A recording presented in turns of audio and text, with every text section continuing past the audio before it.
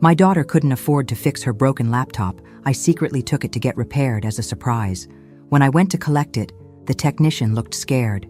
"Ma'am, change your locks immediately and go to the police." He showed me the screen. My own daughter was planning to destroy me. Where are you watching from today? Drop your location in the comments below and hit that like and subscribe button. Let me tell you how I ended up staring at messages that would shatter everything I thought I knew about my family.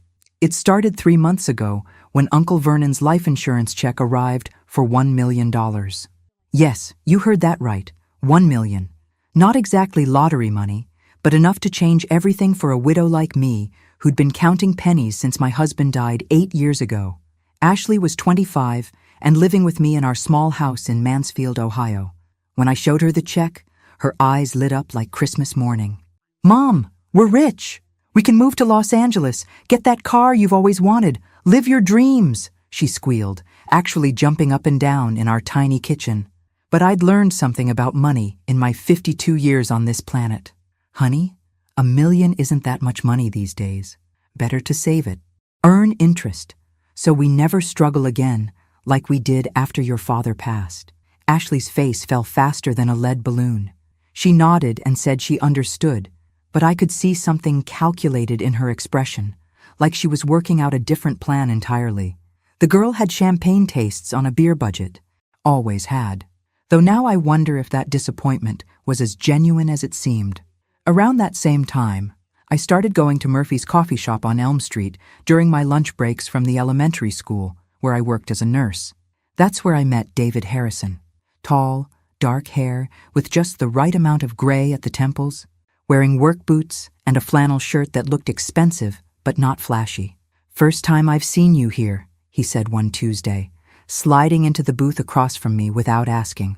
Normally, I'd have told him where to go, but something about his smile made me pause. "I could say the same about you," I replied, closing my book. "David Harrison," he said, extending his hand. "Local contractor.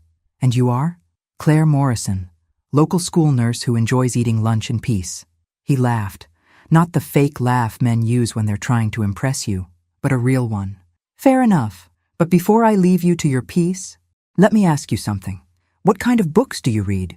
I held up my paperback romance novel, expecting him to make some comment about trashy fiction.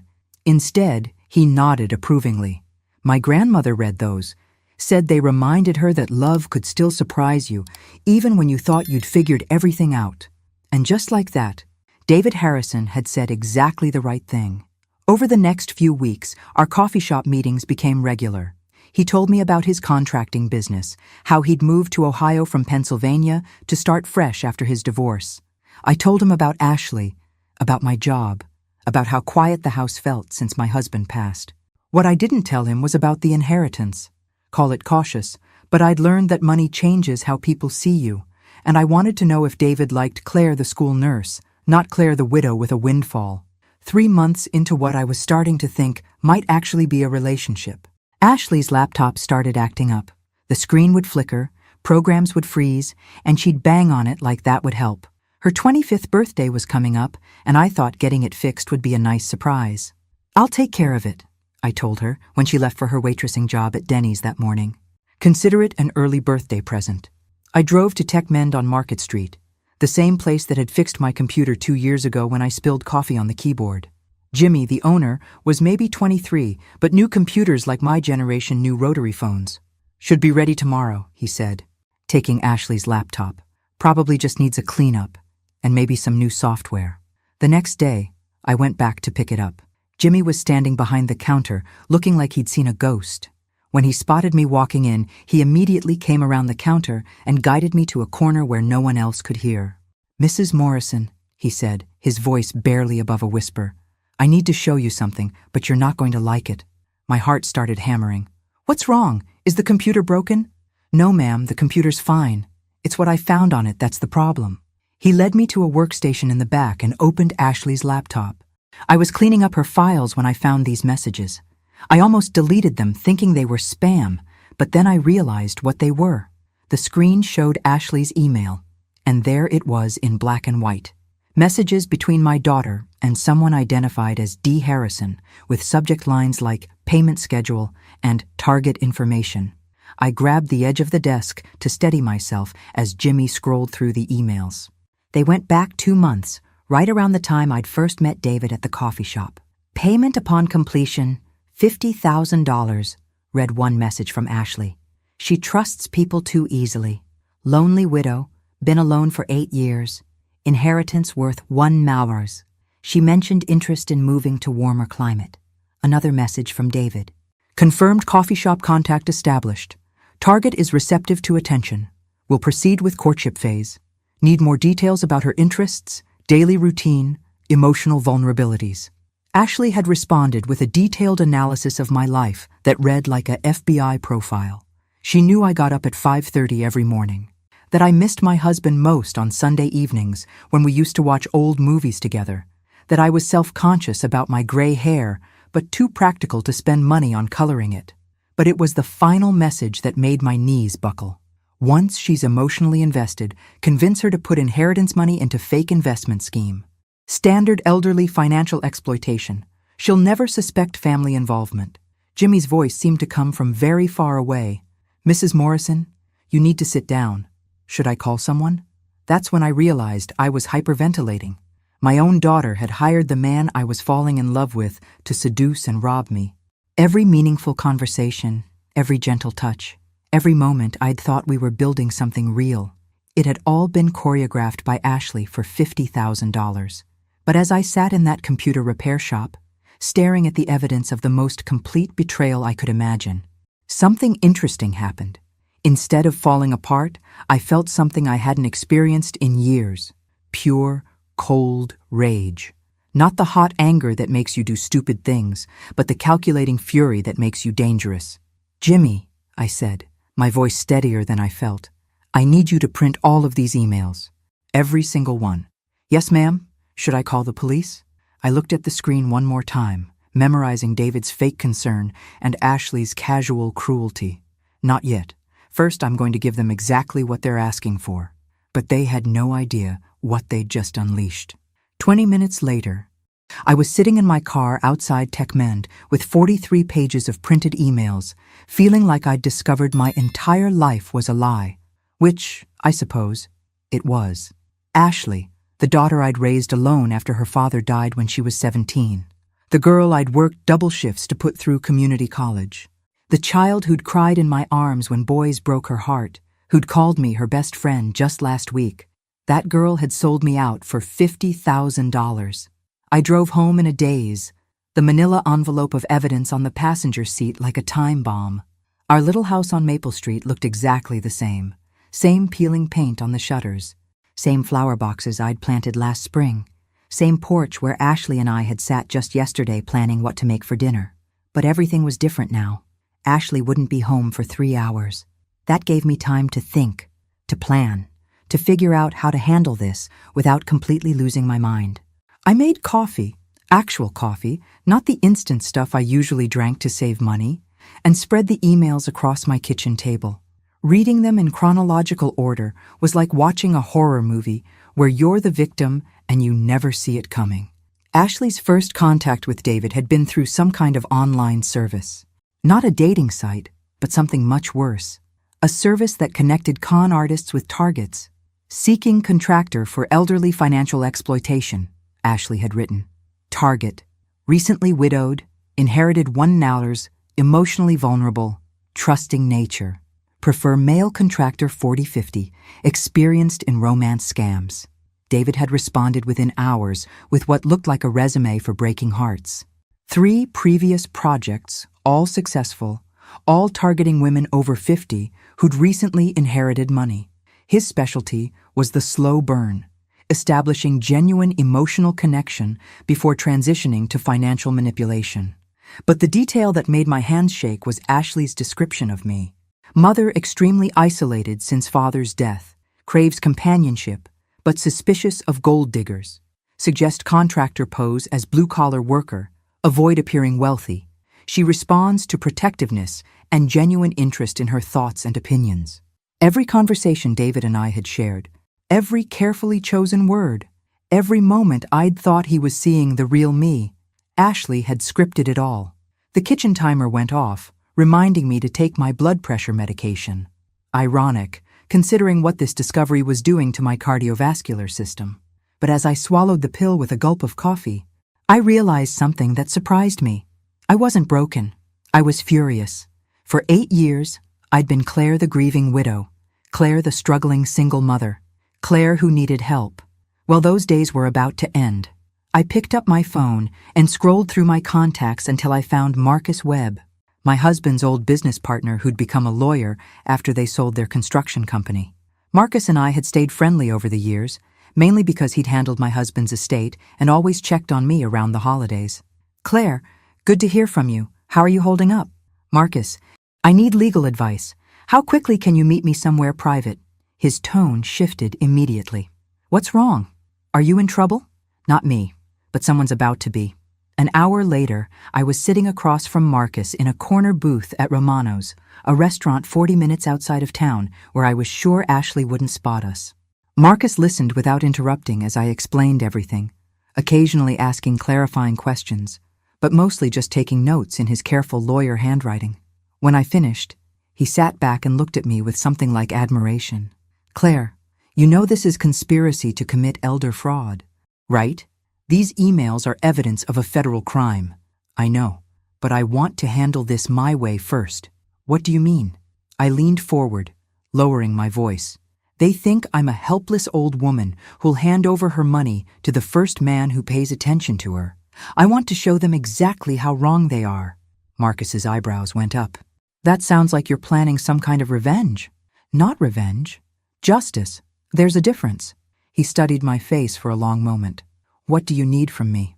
"First, I need you to quietly set up a separate bank account and transfer most of the inheritance money there, something Ashley can't access or even know about. Second, I need you to document everything we discussed today in case this goes to court later. And third," I smiled, and for the first time in months, it felt genuine. "Third, I need you to help me give David and Ashley exactly what they're asking for." Marcus closed his notepad. "Claire, whatever you're planning, be careful. These people have already proven they'll betray family for money. There's no telling how far they might go if they feel cornered."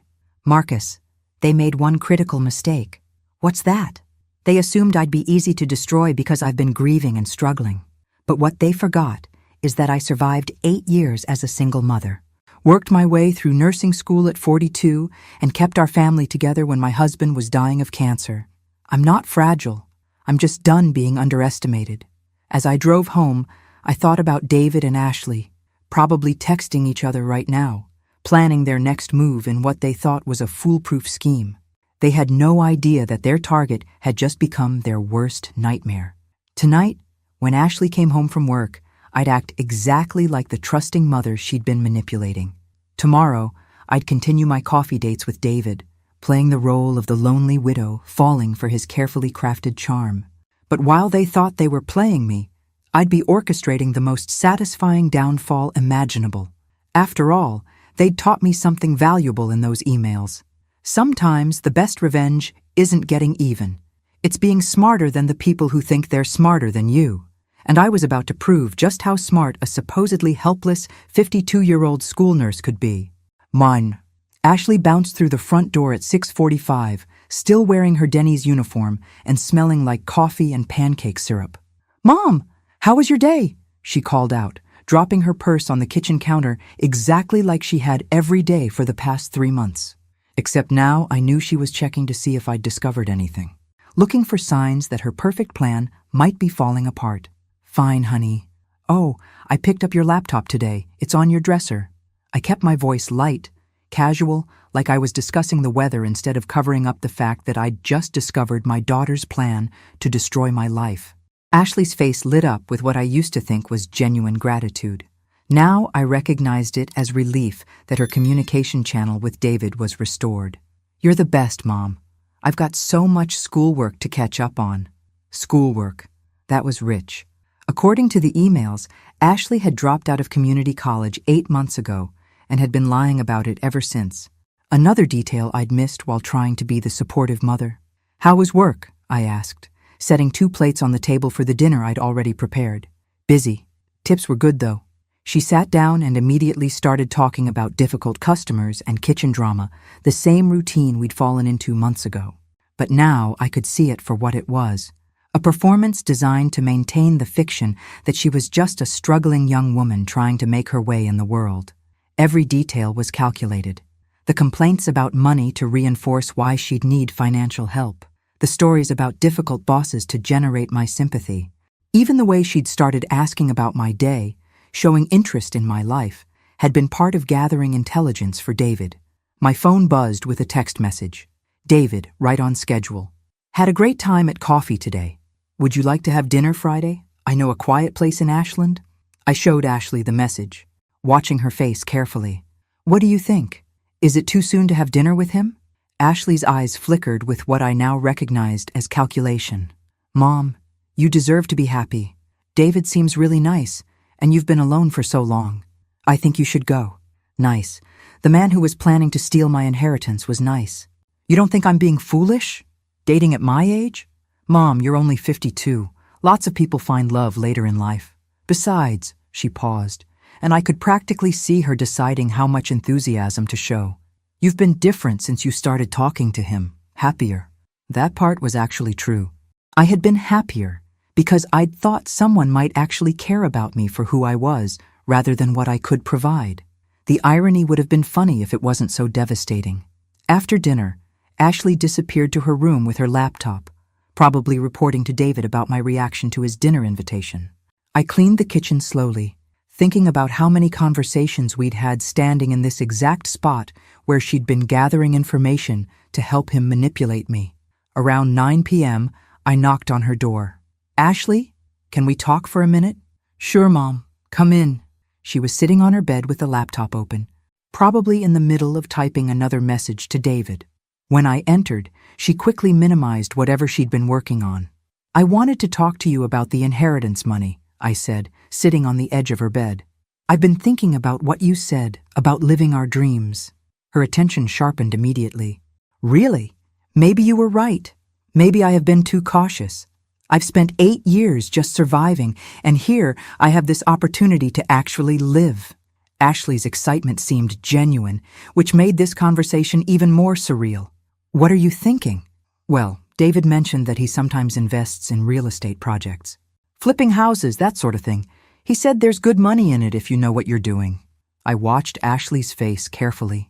This was the moment where a loving daughter would express concern about her mother considering a major investment with a man she'd just met. Instead, Ashley lit up like I'd just told her Christmas was coming early. That sounds amazing, Mom. David seems really smart about business stuff. Have you talked to him about it? Not yet. I thought I'd see how dinner goes Friday and maybe bring it up then. But Ashley, if I did something like this, it would be a big risk. What if I lost everything? Ashley reached over and took my hand. Mom, you can't live your whole life being afraid. Sometimes you have to trust people. And I have a really good feeling about David. Of course she did. She was getting $50,000 if he succeeded. You really think I should trust him? I think you should trust yourself. You're a good judge of character. Mom, if David feels right to you, then he probably is. Sitting there listening to my daughter encourage me to trust the man she'd hired to rob me was like living in an alternate universe. But it was also exactly the confirmation I needed. This wasn't a misunderstanding or a mistake. Ashley was actively, enthusiastically participating in my destruction. Thank you, sweetheart. It means a lot to have your support. Always, Mom. I just want you to be happy. As I kissed her goodnight and headed to my own room, I wondered if Ashley had ever loved me at all, or if I'd just been a resource to manage until she could figure out how to access my money. But that was a question for another day. Tonight, I had a dinner date to plan for, and David Harrison was about to discover that the lonely widow he thought he was manipulating had a few surprises of her own. I picked up my phone and typed back, Friday sounds perfect. I'm looking forward to it. Then I added, I have something important I'd like to discuss with you.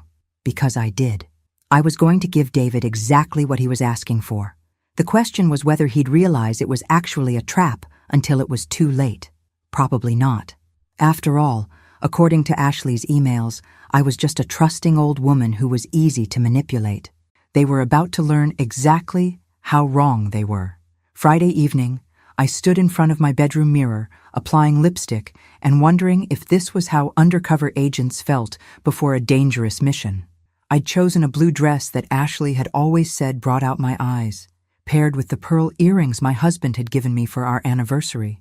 I wanted to look like a woman ready to make questionable decisions for love. David arrived exactly on time, wearing a sports jacket over dark jeans and carrying a single white rose. If I hadn't known he was a professional con artist, I might have found the gesture sweet. "You look beautiful." "Claire," he said, offering his arm as we walked to his truck. "Thank you. You clean up pretty well yourself." The restaurant in Ashland was exactly what I'd expected. Dim lighting, quiet corners, the kind of place where a woman might feel special enough to ignore her better judgment. David had clearly done this before. Over appetizers, he asked about my week, listening with the kind of focused attention that had originally attracted me to him.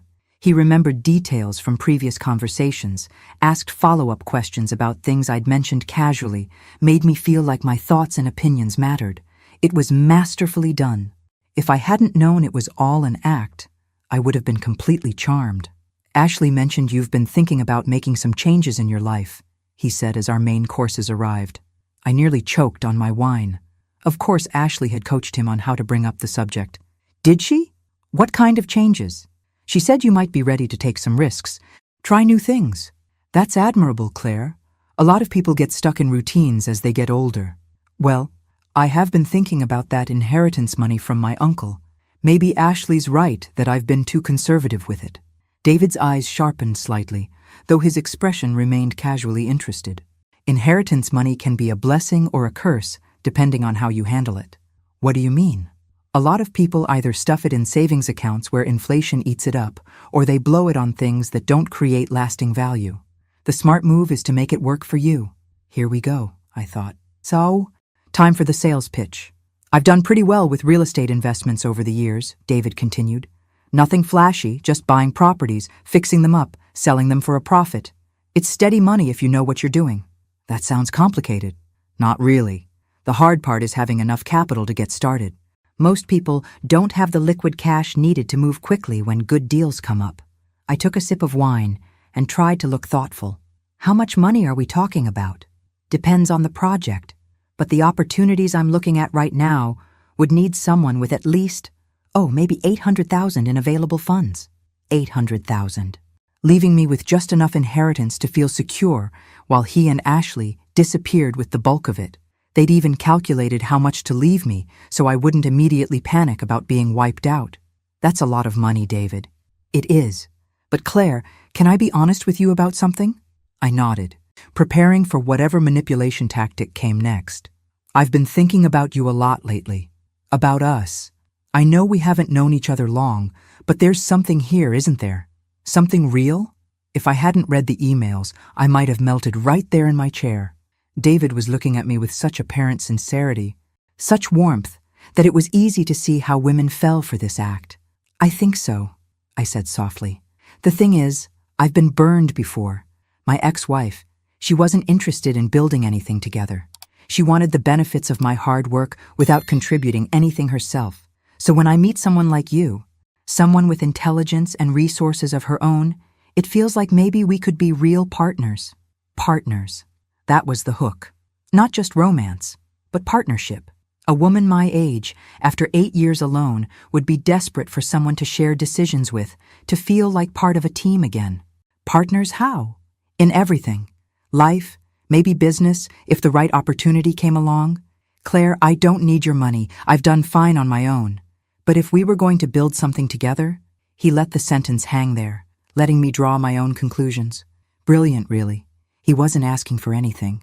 He was just planting the idea that combining our resources might be something a couple in love would naturally do. "The property deals you mentioned, would there be room for a partner?" David smiled like I'd just suggested exactly what he'd been hoping for. "Actually, yes. I've been looking at a development project outside Columbus.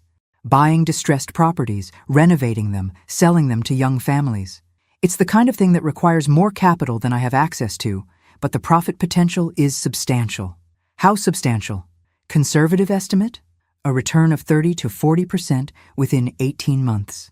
I tried to look impressed rather than disgusted by his audacity. That sounds almost too good to be true. I know it does. That's why most people miss opportunities like this. They assume anything that profitable must be a scam. The irony was so thick, I could have cut it with my fork. Would you want to show me these properties?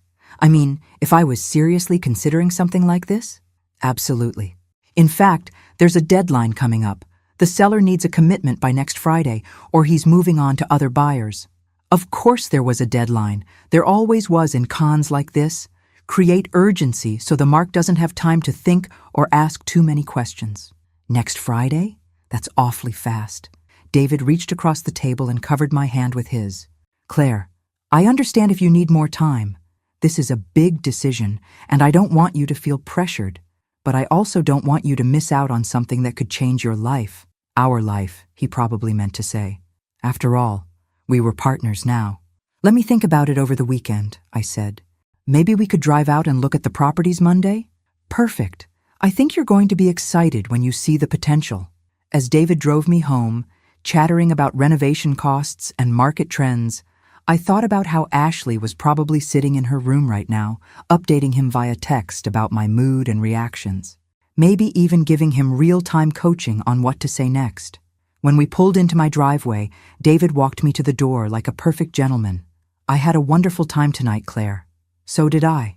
He leaned in for what I assumed would be a goodnight kiss, and for a split second, I almost pulled away. But then I remembered that I was still playing the role of the unsuspecting widow, so I let it happen. It was a good kiss, I had to admit. David certainly knew what he was doing. I'll call you tomorrow, he said. Maybe we can start looking at some preliminary numbers for the investment. I'd like that. As I watched him drive away, I wondered how many other women had stood in their doorways feeling like they'd just met their future, not realizing they'd actually just met their destroyer. But David and Ashley had made one crucial miscalculation. They assumed that being lonely and trusting made me stupid. Monday, when we drove out to look at those properties, they were going to discover just how wrong they were, because I had a few surprises planned that weren't in any of Ashley's coaching emails. Saturday morning, I woke up to the smell of bacon and coffee. Ashley was making breakfast, humming while she cooked, looking happier than I'd seen her in months.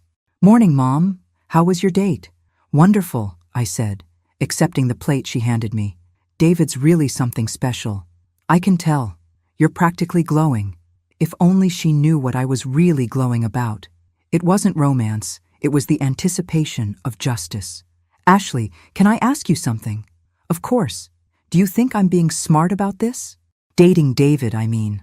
Sometimes I worry that I'm just lonely and making bad decisions because of it." Ashley sat down across from me with her own plate, looking every inch the concerned daughter. "Mom, you're one of the smartest people I know. You raised me alone, worked your way through nursing school, kept our family together when Dad was sick.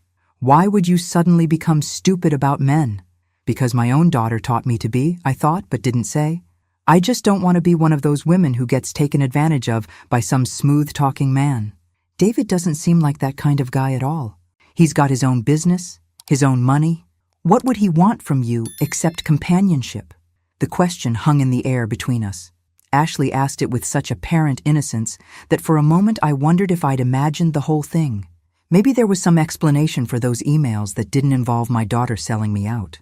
Then I remembered the details, the way David knew exactly which topics would interest me, how he'd mentioned specific things about my routine that I'd never told him, the careful way he'd brought up the investment opportunity, making it seem like it was my idea.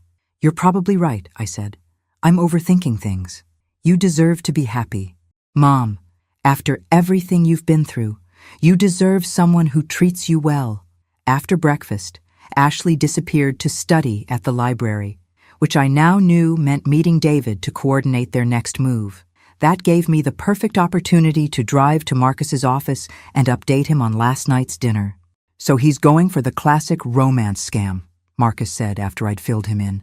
"Establish emotional connection, introduce investment opportunity, create urgency. The timeline is accelerating. He wants an answer by next Friday. That's sooner than I expected. Are you sure you want to go through with this? We have enough evidence to involve law enforcement right now." I'd been thinking about that all morning. Marcus, if we call the police now, what happens? Best case scenario? David gets arrested for attempted fraud. Ashley probably faces charges as an accomplice. Probably? The evidence is strong but not ironclad. A good lawyer might argue that the emails were taken out of context, that there was no actual fraud since no money changed hands. And David? He's clearly a professional.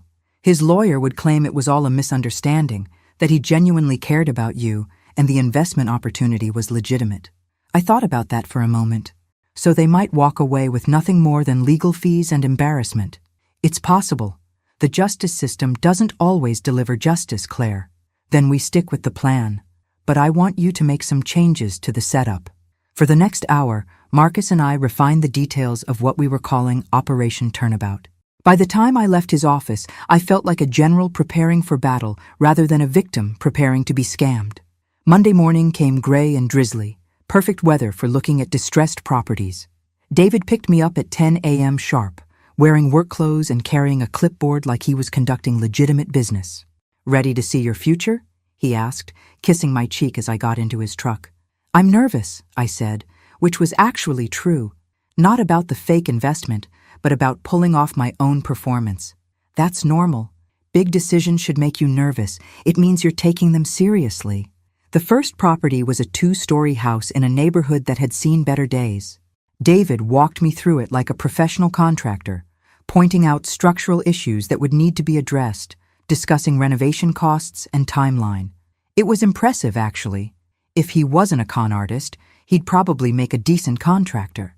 "The seller is asking $200,000, he said, as we stood in what used to be the living room. "I figure we'd need another $100,000 in renovations, maybe $150 if we really want to maximize the profit. And we could sell it for how much?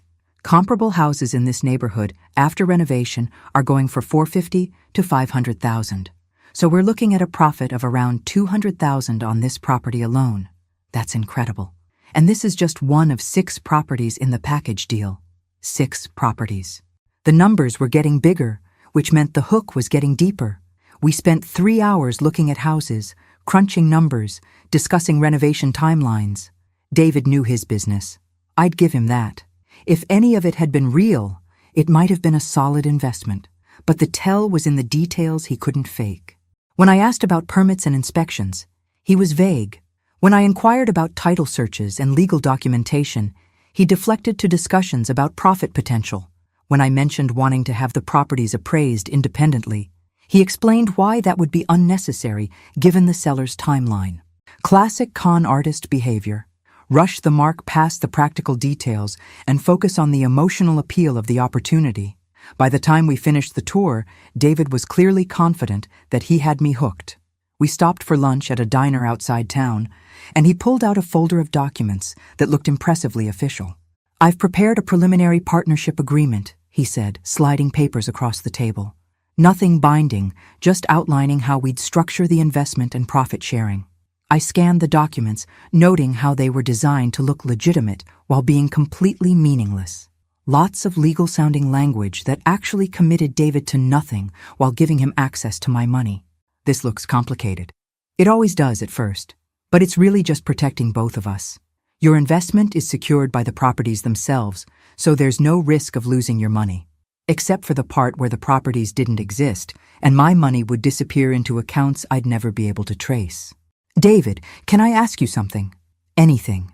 "Why me? I mean, you could probably find investors with a lot more money than I have." For just a second, his mask slipped.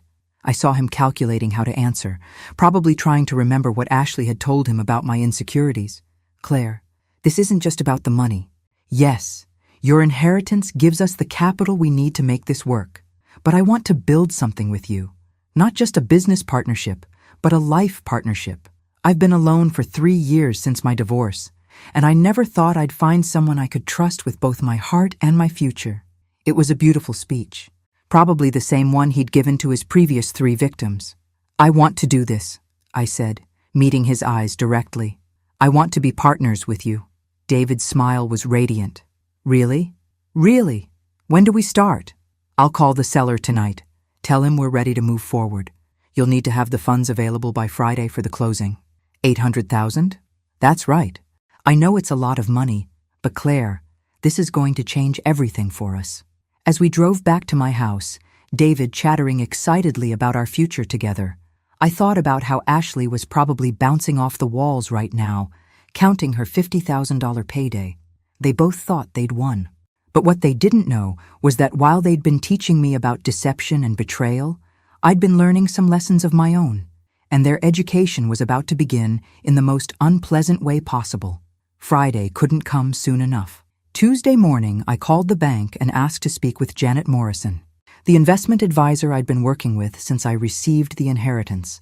Janet was maybe 35, whip-smart, and had never once treated me like a confused old lady who needed her financial decisions made for her. "Mrs. Morrison," she said when I arrived for our appointment, "I have to say, this request is highly unusual. I know it is, but I need you to trust me on this. You want to withdraw $800,000 in cashier's checks, but you won't tell me what the investment is? Janet, have I ever made a poor financial decision in the 8 months we've been working together? No, you haven't. You've been extremely conservative, actually, almost too conservative. Then please trust that I know what I'm doing now." Janet studied my face across her desk. "Mrs. Morrison, I have to ask, is someone pressuring you to make this investment? Elderly financial exploitation is more common than people realize." If only she knew how right she was. "No one is pressuring me. This is my decision, and I've thought it through carefully." After another 10 minutes of questioning, Janet reluctantly agreed to prepare the cashier's checks. "But I'm noting in your file that I advised against this transaction." "That's fine." Wednesday afternoon, Ashley came home from her fictitious library study session looking like she'd won the lottery. "How was studying?" I asked, setting dinner on the table. "Productive," she said, practically vibrating with excitement. "Mom, I've been thinking about what you said about David's investment opportunity. I really think you should go for it." "You do?" "I've been doing some research on real estate investments, and the numbers he showed you sound really solid." "Research." "Right. More like celebrating with David about how perfectly their plan was working." "I'm glad you think so, because I've decided to do it." Ashley's face lit up like 4th of July fireworks. "Really? That's amazing. The closing is Friday afternoon. David says after that, we'll be official business partners." "Mom, I'm so proud of you for taking this chance. You deserve something good in your life." Thursday evening, David took me to dinner again, this time at an even nicer restaurant. He was clearly feeling confident about the next day's transaction. "Are you nervous?" he asked, reaching across the table to squeeze my hand. "A little. It's a lot of money." "I know it is. But Claire, by this time next year, you're going to be so glad you took this leap. What happens after tomorrow? I mean, once the money is transferred? We get to work. I'll handle the day-to-day operations, dealing with contractors, overseeing renovations, managing the business side. You'll be a silent partner, collecting your share of the profits." Silent partner. In other words, I'd hand over my money and then have no say in how it was used. "And us? Our relationship?" David's smile was warm and apparently sincere. "Claire, tomorrow isn't just about business. It's about committing to building a future together. Once we're partners in this investment, I want to start planning the rest of our lives too." "What do you mean?" "I mean, maybe it's time we started talking about moving in together, combining our lives completely." The audacity was breathtaking. He was planning to take my money and then move into my house so he could have complete access to whatever was left. "That sounds wonderful," I said, playing my part.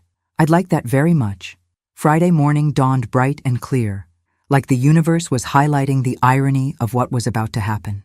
Ashley made pancakes for breakfast, chattering about how exciting it was that I was taking such a big step. "When will you know if the investment went through?" she asked. "David said we'd know by tonight. The paperwork takes most of the day. And then you'll be business partners, among other things." Ashley hugged me before leaving for her fake job. "I love you, Mom. I'm so happy for you." I hugged her back, wondering if this would be the last time she'd voluntarily touch me. David arrived at 2 p.m. sharp to pick me up for the closing. I had the cashier's checks in my purse, along with a few other documents he didn't know about. "Ready to change our lives?" he asked, kissing me hello. I've never been more ready for anything. The closing was at a title company 40 minutes away, in a part of town I wasn't familiar with. As we drove, David chatted about renovation schedules and profit projections, clearly savoring his approaching victory. The building looked professional enough from the outside, but when we walked into the office, I noticed details that David probably hoped I'd miss. The furniture was generic rental stuff. The woman behind the desk looked nervous. The paperwork was staged on the conference table like props in a play. But I played my part perfectly, asking exactly the kinds of questions a trusting investor would ask while studiously avoiding the ones that would expose the fraud. "Everything looks in order," the fake title agent said after we'd spent an hour reviewing meaningless documents. "All we need is the investment funds." I opened my purse and pulled out the cashier's checks, setting them on the table. David's eyes locked onto them like a predator watching prey. $800,000, I said. "Our future together." "Mrs. Morrison," the woman said, "I just need you to sign here indicating that you're transferring these funds voluntarily." I picked up the pen, paused for a moment as if having second thoughts, then signed my name with a flourish. David was practically glowing with triumph. "Claire, you won't regret this." "Oh, I'm sure I won't." The woman gathered up the checks and the signed paperwork. "We'll process everything this afternoon. You should receive confirmation that the funds have been transferred by 6 p.m. As we walked back to David's truck, he was more animated than I'd ever seen him. "I can't believe we actually did it. We're really partners now." "Yes, we are." "David, can I ask you something? When did you first know you wanted to ask me to invest?" He considered the question, probably trying to remember what story he was supposed to tell. "I think it was during our second coffee date. You mentioned being concerned about your financial future, and I realized I might be able to help." "Interesting." According to Ashley's emails, he'd been planning the investment pitch since before our first meeting. "I want to celebrate tonight," I said. "Maybe you could come over for dinner. I'll cook." "I'd love that. Around 7? "Perfect. And David, invite Ashley to join us. I want the three of us to celebrate together." David's smile flickered for just a second. "Ashley? My daughter. The woman whose advice convinced me to trust you."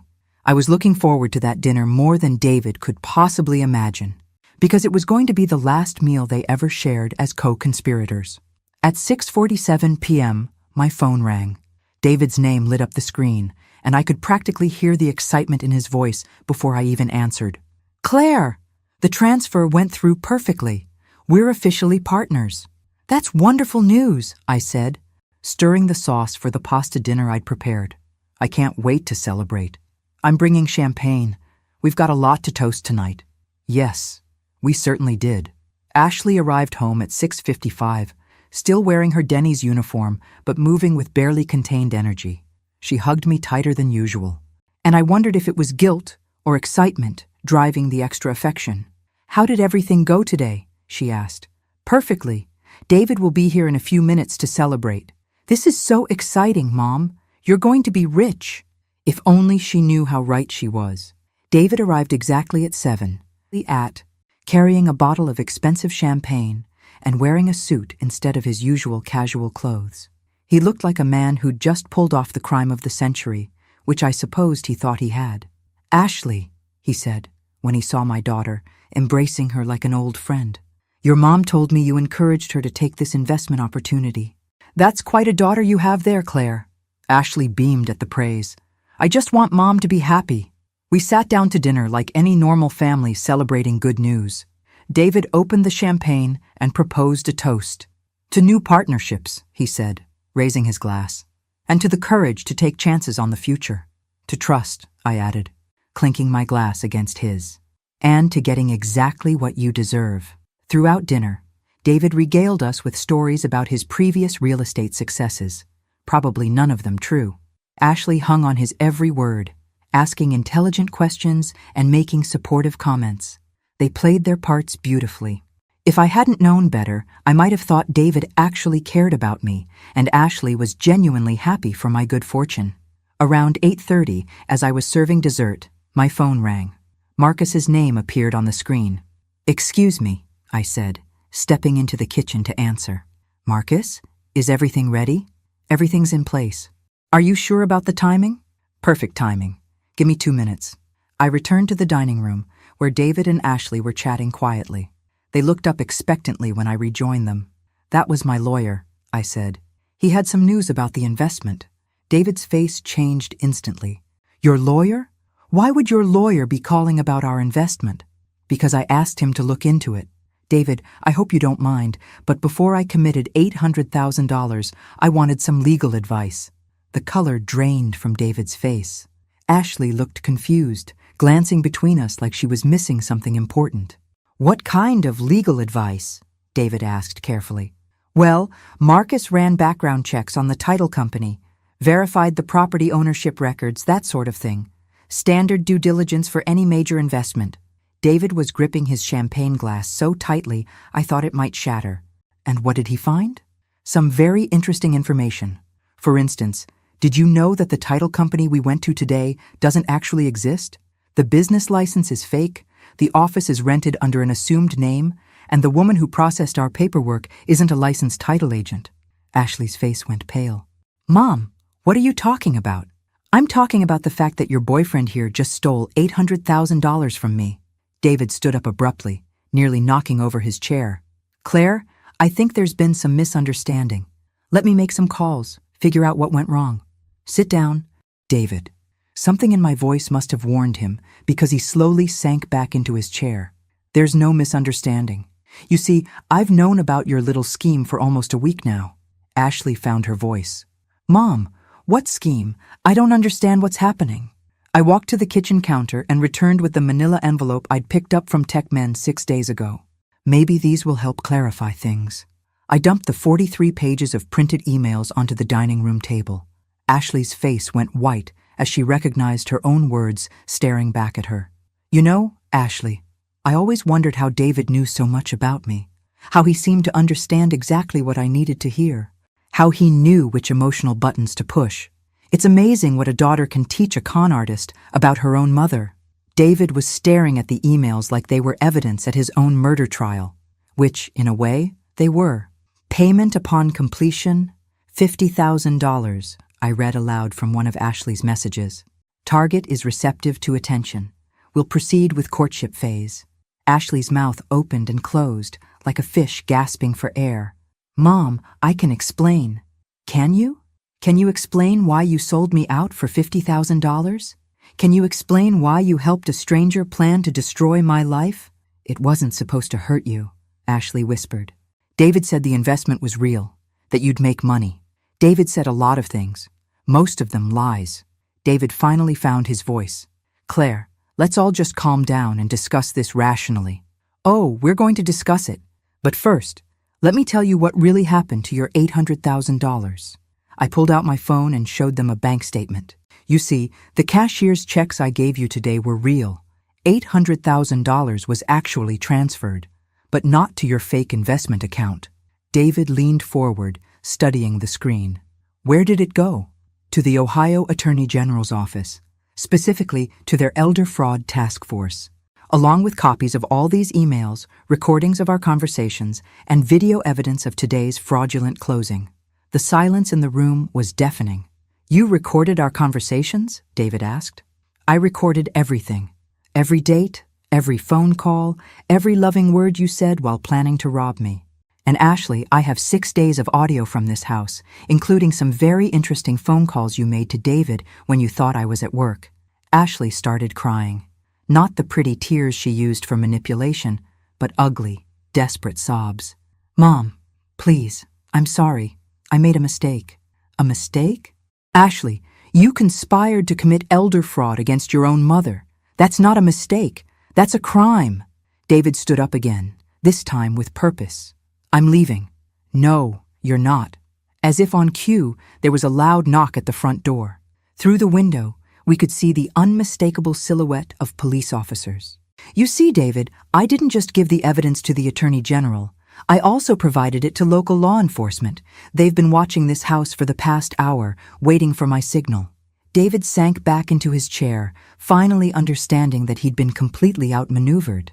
The signal being our lovely dinner celebration, I continued, because I wanted both of you to understand exactly what you'd done before you faced the consequences. Ashley was sobbing harder now. Mom, I'm your daughter. You can't do this to me. I looked at her across the table. This young woman I'd raised and loved and sacrificed for, who'd repaid me by selling me to a predator. You stopped being my daughter the moment you decided I was worth $50,000. The knocking at the door became more insistent. Now, if you'll excuse me, I need to let the officers in. They have some questions for both of you. As I walked toward the front door, I heard David whisper to Ashley, "You said she was easy to manipulate." "I thought she was," Ashley whispered back. I paused at the door, looking back at them one last time. "The thing about underestimating people," I said, "is that eventually they'll surprise you." Then I opened the door and watched Justice walk into my home. Detective Sarah Martinez was exactly what I'd hoped for when I'd requested a female investigator. Professional, thorough, and completely unsympathetic to sob stories from pretty criminals. "Mrs. Morrison," she said as two other officers read David and Ashley their rights, "we'll need you to come to the station to give a formal statement." "Of course. Should I follow you there?" "Actually, we'd prefer if you rode with us. This is now an active crime scene, and we'll need to process it." I gathered my purse and the spare copies of evidence I'd prepared, watching as David and Ashley were led to separate police cars. Ashley turned back to look at me one last time, her face streaked with tears and mascara. "Mom, please don't do this. I'm sorry." I met her gaze steadily. "I'm sorry too, Ashley. Sorry that I raised a daughter who thought love was for sale." At the police station, I spent 3 hours walking Detective Martinez through the entire timeline, from the moment I discovered the emails to tonight's dinner confession. She recorded everything, occasionally asking clarifying questions, but mostly just listening with the focused attention of someone building an airtight case. "Mrs. Morrison, I have to say, this is one of the most thorough evidence packages I've ever seen. You documented everything. I had a good teacher. My husband always said that if something was worth doing, it was worth doing right. The recordings you made are particularly damaging. In Ohio, you only need one-party consent for audio recordings, so everything you captured is admissible. What happens now? David Harrison is looking at multiple felony charges: conspiracy to commit elder fraud, wire fraud, identity theft. With his apparent history of similar crimes, he's probably facing 8 to 10 years. And Ashley? Detective Martinez's expression softened slightly. Your daughter is looking at conspiracy charges as well. As a first-time offender, she might get off with probation and restitution. But that depends on the prosecutor and the judge. I thought about that for a moment. Detective, I want to make something clear. I'm not looking for revenge against Ashley. I'm looking for justice. If she can genuinely acknowledge what she did and make amends, I'm open to discussing alternatives to prosecution. That's very generous of you, considering what she put you through. She's still my daughter, but I won't be manipulated by guilt or family obligation anymore. If she wants forgiveness, she'll have to earn it. It was nearly midnight when Marcus picked me up from the police station. We drove through the quiet streets of Mansfield in comfortable silence for a few minutes before he spoke. "How do you feel?" "Tired, sad, but also," I paused, searching for the right word, "powerful. For the first time in years, I feel like I have control over my own life. You handled this brilliantly, Claire. The way you turned their own plan against them was inspired. I had advantages they didn't count on. They assumed I was isolated, that I didn't have resources or people who cared about me. They were wrong on both counts." Marcus pulled into my driveway, and I looked at my house with new eyes. 3 hours ago, it had been the scene of the most elaborate betrayal I could imagine. Now it was just home again. "What's next?" Marcus asked. "First, I need to change all my locks and security codes. Then I need to figure out how to rebuild my life without Ashley in it. That's going to be the hardest part." I thought about that as I walked up to my front door. The house felt different with Ashley gone. Quieter, but also somehow cleaner. As if removing her presence had eliminated a toxin I hadn't even realized was there. In the kitchen, I cleared away the dinner dishes from our last meal together, probably forever. The champagne David had brought was still sitting on the counter, half full. I poured it down the drain and put the bottle in the recycling bin. Then I walked through the house, looking at family photos that would need to be removed, Ashley's belongings that would need to be packed up, the traces of a relationship that had apparently never been real. My phone rang at 7 a.m. the next morning. Detective Martinez with an update. "Mrs. Morrison, I wanted to let you know that David Harrison has requested to speak with his attorney about a plea deal. He's apparently very interested in avoiding trial. What kind of plea deal? Full confession, restitution of all stolen funds, and information about his previous victims in exchange for a reduced sentence. Previous victims? We ran his fingerprints and discovered that David Harrison isn't his real name. He's actually Michael Chen, wanted in 3 other states for similar schemes. Your case might help us close several outstanding investigations. I thought about those other women, other families destroyed by Michael's lies. What about the money? Can it be recovered? That's the interesting part. The account where your funds were transferred? It was actually controlled by the Attorney General's office. We've been tracking this type of fraud for months, and your cooperation allowed us to set up a sting operation. So the $800,000 is completely safe. In fact, it's earned about $300 in interest while sitting in the state account. I started laughing, which probably sounded a little hysterical. So, I actually made money on this investment? In a manner of speaking, yes. After hanging up, I sat in my kitchen drinking coffee and thinking about the irony. David's plan had been to steal my inheritance and disappear. Instead, he'd walked straight into a trap that would send him to prison and help law enforcement catch other predators like him. Sometimes justice had a sense of humor. My doorbell rang around noon. Through the window, I could see a young woman I didn't recognize, well-dressed and carrying a briefcase. Mrs. Morrison, I'm Jennifer Walsh, Ashley's court-appointed attorney. I was hoping we could talk. I invited her in, curious about what Ashley's legal strategy might be. Mrs. Morrison, Ashley asked me to convey her apologies for everything that happened. She wants you to know that she never meant for things to go as far as they did. How far did she mean for them to go? Jennifer looked uncomfortable. She claims she thought the investment opportunity was legitimate, that she was just introducing you to someone who could help you make money.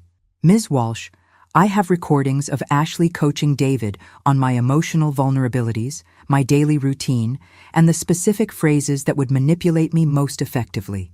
Those aren't the actions of someone who thought she was helping. I understand your anger. It's not anger anymore. It's clarity. For 25 years, I prioritized Ashley's needs over my own. I sacrificed my education, my career opportunities, my social life to be the mother I thought she needed. This is how she repaid me. Jennifer opened her briefcase and pulled out a document. Ashley has written you a letter. She asked me to give it to you personally. I took the letter but didn't open it. What does she want? She's hoping you'll consider allowing her to plead to a misdemeanor with community service instead of the felony charges. She's also asking if you'd be willing to testify as a character witness. I looked at Jennifer for a long moment. Ms. Walsh, your client helped a career criminal plan to destroy her own mother's life for money. What character exactly would I be witnessing to? She's very young, and she made a terrible mistake. She's 25 years old. That's old enough to understand the difference between right and wrong. After Jennifer left, I sat on my couch holding Ashley's unopened letter. Part of me wanted to read it, to see if she'd finally found the honesty that had been missing from our relationship for months. But another part of me knew that anything Ashley wrote now would be designed to manipulate my emotions and save herself from consequences. I'd already fallen for that trick once. Instead, I put the letter in my desk drawer, unopened. Maybe someday I'd be ready to hear Ashley's excuses and justifications, but not today. Today, I had a life to rebuild, and for the first time in years, I was going to build it entirely on my own terms. 2 weeks after Ashley's arrest, I received a call that changed everything I thought I knew about this story. Mrs. Morrison, this is Detective Robert Thompson with the FBI's Financial Crimes Division. I need to speak with you about your daughter and Michael Chen, also known as David Harrison. The FBI? Yes, ma'am. What happened to you is part of a much larger investigation. Can we meet today? An hour later, I was sitting across from Detective Thompson in a coffee shop, the same coffee shop where I'd first met David. The irony wasn't lost on me.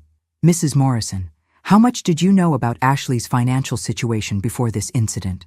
I knew she was struggling, working at Denny's, taking community college classes. Why?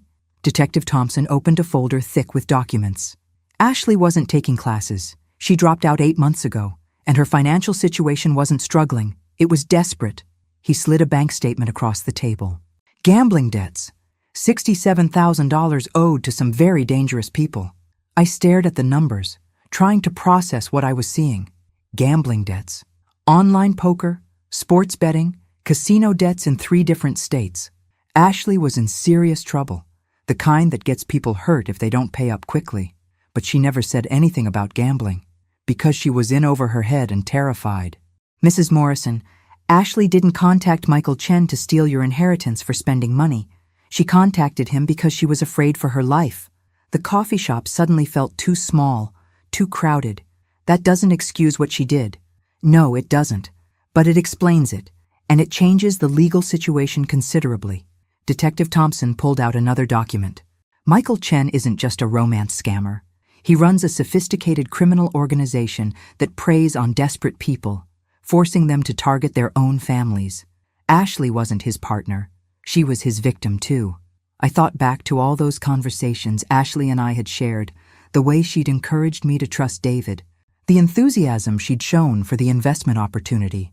Had any of it been real, or had she been acting under threat? How does this work? This criminal organization?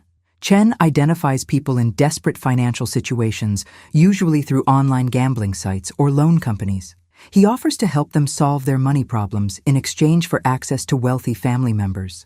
If they refuse or try to back out, he threatens violence. Detective Thompson showed me photographs of bruises on a young woman's arms and face. This is Chen's previous partner in Michigan. When she tried to back out of targeting her grandmother, Chen's associates made sure she understood the consequences of non-cooperation. My hands were shaking as I set down my coffee cup. Are you saying Ashley was being threatened? We found text messages on her phone, Mrs. Morrison. Chen had photos of Ashley entering and leaving the house, your work schedule, even pictures of you at the grocery store. He made it clear that if she didn't cooperate, both of you would be hurt. The world seemed to shift around me. Everything I thought I understood about Ashley's betrayal was suddenly more complicated. Why didn't she tell me? Why didn't she ask for help? Because Chen is very good at psychological manipulation. He convinced Ashley that you'd be safer if you didn't know, that the plan would work without anyone getting hurt, and that if she involved you or law enforcement, he'd disappear and send someone else to collect her debt through violence. I thought about Ashley's behavior over the past few months. Details I'd attributed to guilt about the conspiracy, the way she jumped whenever her phone rang, how she'd started checking the locks on doors and windows obsessively, the dark circles under her eyes that I'd assumed were from staying up late studying. So when I discovered the emails, Ashley panicked. She knew that if the plan fell apart, Chen would blame her. That's why she was so upset when you showed her the evidence. Not because she was caught, but because she knew what Chen would do to both of you if he thought she'd betrayed him. Detective Thompson leaned forward. Mrs. Morrison, your decision to involve law enforcement and set up that sting operation probably saved both your lives. Chen was planning to disappear with your money, but he was also planning to eliminate the witnesses who could identify him. The coffee in my stomach turned to acid. He was going to kill us? Chen's organization has been linked to 3 unsolved murders in other states, all family members of people who'd been coerced into targeting their relatives. We think he considers loose ends to be unacceptable risks. I sat in stunned silence, trying to reconcile this new information with everything I thought I knew about the past month. Where does this leave Ashley legally? That depends partly on you. The prosecutor is willing to consider a plea agreement that takes into account her coercion, but only if you're willing to support it. What kind of plea agreement? Testimony against Chen and his organization in exchange for probation and mandatory counseling for gambling addiction. She'd also be required to make financial restitution for any money you lost. Though obviously, that's not an issue in this case. I thought about Ashley sitting in a jail cell right now, probably terrified about what would happen to her, maybe even worried about my safety. All this time, I'd assumed she was just a greedy young woman who'd betrayed me for money. But if she'd been trapped by gambling debts and threatened with violence, can I see her? That can be arranged. But Mrs. Morrison, I need you to understand something. Even if Ashley was coerced, she still made choices that put you in danger. Whatever you decide about forgiveness or legal consequences, make sure you're protecting yourself first. That evening, I drove to the county jail for my first visit with Ashley since her arrest. She looked terrible, pale, thin, with the kind of exhaustion that comes from weeks of fear and guilt. "Mom," she said through the glass partition, her voice barely audible through the phone. "I'm so sorry. I'm so sorry about everything. Ashley, I know about the gambling debts. I know about Michael Chen's threats." Her face crumpled. "I wanted to tell you, but he said he'd hurt you if I did. He had pictures of you, Mom. He knew where you worked, what time you got home.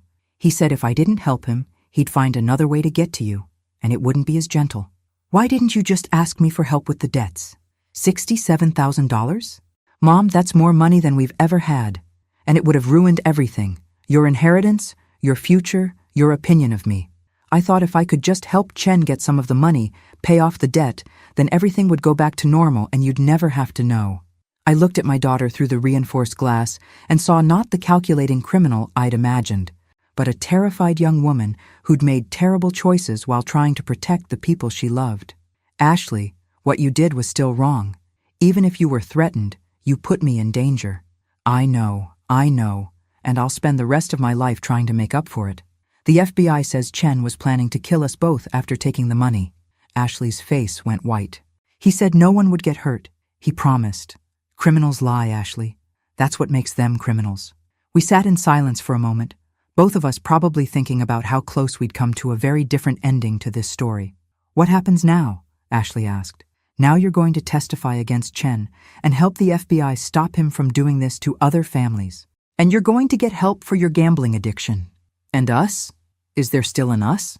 I looked at my daughter, weighing everything I'd learned against everything I'd lost. "I don't know yet, Ashley, but we're both alive, and that's more than we would have been if I hadn't discovered those emails." For the first time in weeks, Ashley smiled. It wasn't much, but it was a start. 6 months later, I stood in a federal courthouse watching Michael Chen get sentenced to 25 years in prison. Ashley sat beside me, thinner but healthier, her hand trembling slightly as the judge read the verdict.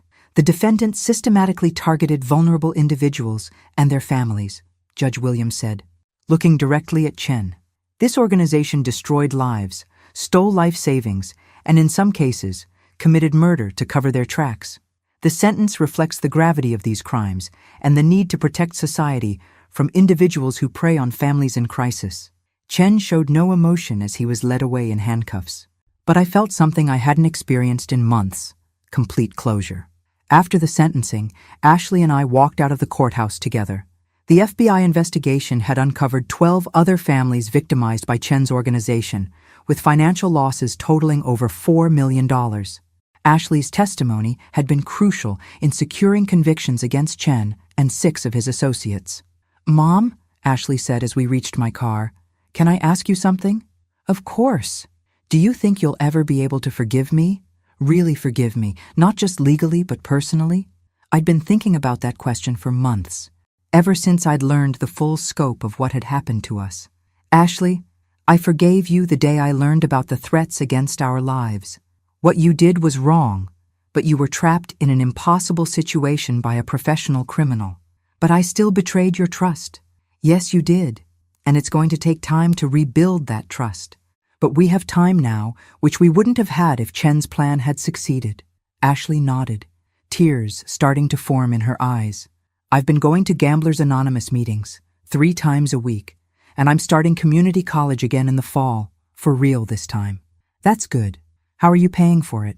"I got a job at the insurance company downtown. Data entry, nothing glamorous, but it's honest work and the pay is decent."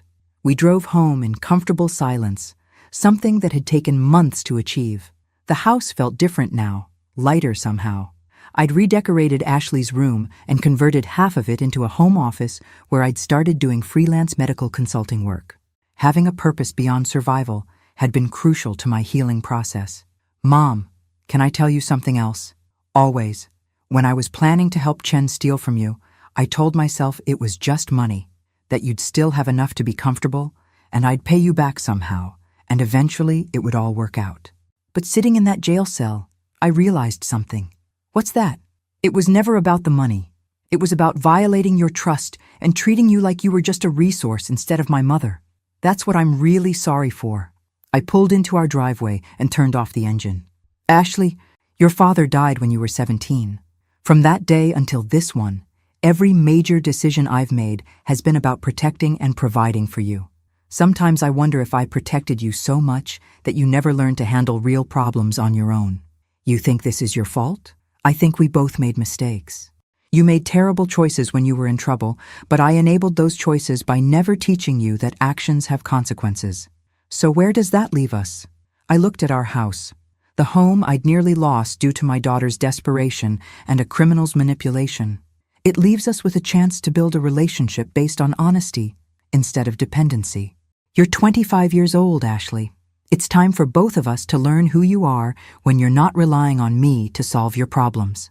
That evening, we cooked dinner together for the first time since her arrest. Not the elaborate celebration meal from 6 months ago, but simple comfort food shared by two women who'd survived something terrible together. I saw Marcus at the courthouse, Ashley said as we cleaned up afterward. He said, "You're thinking about traveling?" I am. I've never been anywhere except Ohio and the surrounding states. I thought maybe I'd take that inheritance money and actually see some of the world. Where would you go? Ireland first. Your father always wanted to see Ireland. Then maybe Italy, England, Scotland. All the places we talked about visiting but never could afford. Ashley smiled. That sounds amazing. How long would you be gone? Maybe 6 months.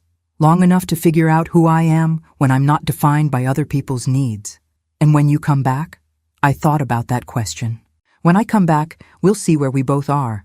Maybe we'll both be ready for a different kind of relationship. 3 months later, I boarded a plane to Dublin with 2 suitcases and a sense of adventure I hadn't felt in decades. Ashley drove me to the airport, no longer the scared young woman who'd made desperate choices, but someone who was learning to face her problems head on. Take care of yourself, I told her as we hugged goodbye. Take care of yourself too, Mom. You deserve this.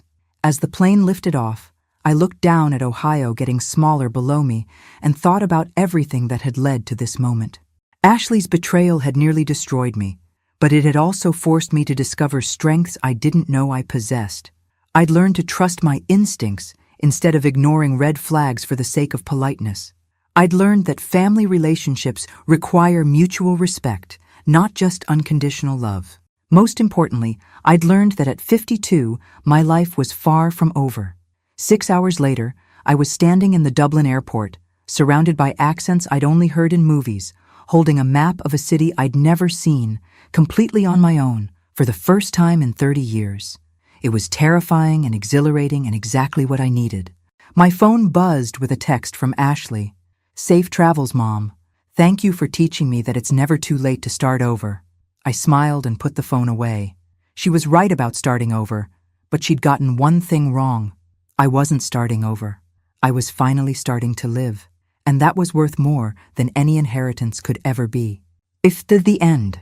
Sometimes the best revenge isn't getting even.